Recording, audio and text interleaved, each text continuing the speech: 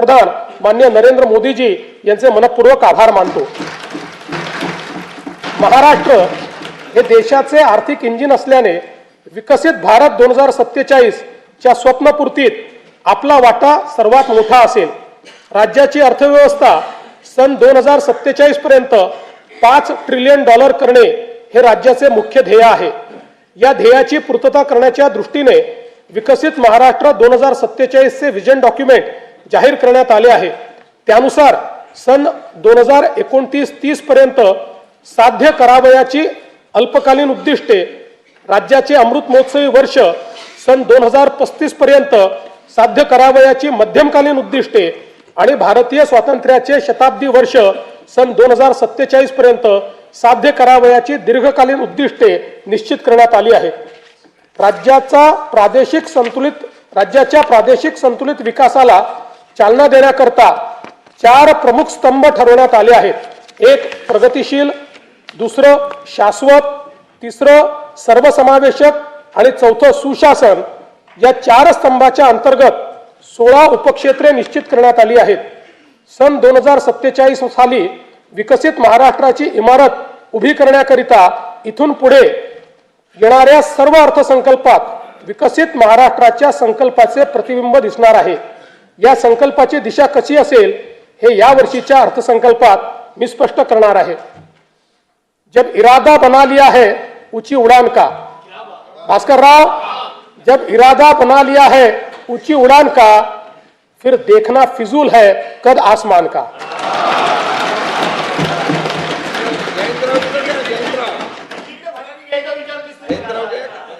स्तंभ पहिला प्रगतिशील महाराष्ट्र, उपक्षेत्र पहिले कृषी संलग्न क्षेत्र आणि ग्रामीण विकास। राज्याचा कृषी जीडीपी सन 2047 पर्यंत $55 अब्ज वरनं $500 अब्ज वर नेण्याचे उद्दिष्ट ठेवण्यात आले आहे। राज्याचा पोशिंदा बळीराजाला केंद्रस्थानी ठेवून शेतीमालाला जागतिक बाजारपेठ उपलब्ध होण्याकरता 10 ते 15 पिकांसाठी एकात्मिक मूल्य साखळी तयार करण्यात येईल। शेतकऱ्यांना सुलभतेने सेवा देण्याकरता ॲग्रीस्टॅक, महावेद, महाडीबीटी आणि इतर डिजिटल प्लॅटफॉर्म्सद्वारे शेतकऱ्यांसाठी एकात्मिक परिसंस्था निर्माण करण्याचे उद्दिष्ट आहे। महाराष्ट्र आज कृत्रिम बुद्धिमत्ता, AI आणि डिजिटल शेतीमध्ये देशात आघाडीवर आहे। महाविस्तार AI या प्लॅटफॉर्मवर 30 लाखाहून अधिक शेतकऱ्यांना हवामान अंदाज, पीक सल्ला आणि बाजारभावाची अचूक माहिती मिळत आहे। हा प्लॅटफॉर्म खऱ्या अर्थानं शेतकऱ्यांचा डिजिटल सहकारी आहे। आदिवासी शेतकऱ्यांसाठी आम्ही महाविस्तारमध्ये देहवाली भिली भाषेचा समावेश केला आहे। लवकरच इतर प्रमुख आदिवासी भाषाही यामध्ये जोडल्या जातील। ज्यांच्याकडे स्मार्टफोन नाही अशा शेतकऱ्यांसाठी आम्ही वसुधा ही व्हॉइस सेवा सुरू केली आहे। या फोन कॉलवरच पिकांचे आरोग्य आणि कीड व्यवस्थापनाचा सल्ला दिला जात आहे। Agriculture data exchange and sandbox आणि राज्यातील 4ही कृषी विद्यापीठांमध्ये artificial intelligence innovation and incubation centre स्थापन करण्यात येत आहे। यामुळे कृषी स्टार्टअप्सला मोठी चालना मिळेल। या आधुनिक तंत्रज्ञानामुळे शेतीच्या उत्पादन खर्चात 25% कमतरता होऊन शेतकऱ्यांचे उत्पन्न वाढण्यास मोठी मदत होणार आहे। कृषी क्षेत्रातील डेटा व डिजिटल सेवांच्या माध्यमातून शासनाच्या विविध योजनांचा लाभ शेतकऱ्यांपर्यंत जलद व पारदर्शकपणे पोहोचवण्यासाठी राज्यात ॲग्रीस्टॅक योजना राबविण्यात येत आहे। शेतकऱ्यांना फार्मर ID देण्यात महाराष्ट्र देशातील अग्रगण्य राज्य असून फेब्रुवारी 2026 पर्यंत 1,31,00,000 फार्मर ID तयार झाले आहेत। या योजनेत आम्ही आदिवासी वनपट्टेधारक शेतकरी यांचा देखील समावेश करत आहोत। कृषी समृद्धी योजनेअंतर्गत सन 2026-27 ते सन 2029-30 या 4 वर्षाच्या कालावधीत राज्यातील कृषी क्षेत्रात भांडवली गुंतवणूक वाढवून पायाभूत सुविधा निर्माण करण्यात येतील।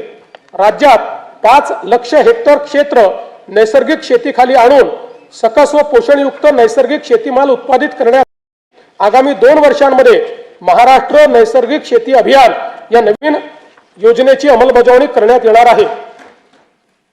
गोपीनाथ मुंडे अपघात सानुग्रह अनुदान योजनेत शेतमजुरांचा देखील समावेश करण्यात येईल।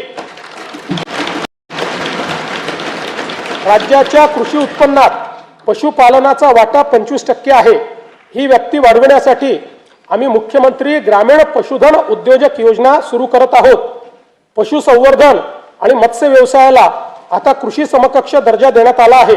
त्यामुळे या क्षेत्रालाही शेतीप्रमाणे सर्व पायाभूत सुविधा आणि सवलती मिळतील, ज्यामुळे मत्स्य आणि पशुजन्य उत्पादनात मोठी वाढ होईल. संयुक्त राष्ट्र संघटनेने हे वर्ष आंतरराष्ट्रीय महिला शेतकरी वर्ष म्हणून घोषित केले आहे. त्यानिमित्त महिला गोपालक, कुक्कुटपालक आणि शेळीपालकांसाठी आम्ही विशेष प्रोत्साहनपर कार्यक्रम राबविणार आहोत. मत्स्य व्यवसाय क्षेत्राच्या विकासासाठी प्रतिवर्षी 1240 कोटी रुपये आर्थिक भाराच्या मुख्यमंत्री मत्स्य संपदा योजनेस मान्यता देण्यात आली आहे. या योजनेमुळे राज्यातील मच्छीमारांचे आर्थिक व सामाजिक विकासाबरोबरच पायाभूत सुविधा निर्मितीमुळे मत्स्य उत्पादनात वाढ होणार आहे. मुख्यमंत्री ग्राम सडक योजना टप्पा 1 अंतर्गत 97% कामे 30,000 किलोमीटरपेक्षा जास्त पूर्ण झाली असून उर्वरित कामे मार्च 2026 पर्यंत पूर्ण करण्याचे नियोजन आहे. टप्पा 2 अंतर्गत 2450 किलोमीटर रस्त्यांची कामे पूर्ण झाली असून उर्वरित कामे प्रगतीपथावर आहे. आता आम्ही टप्पा 3 घोषित करत असून त्या अंतर्गत 23,000 किलोमीटर लांबीचे रस्ते व पुलांची कामे हाती घेण्यात येतील.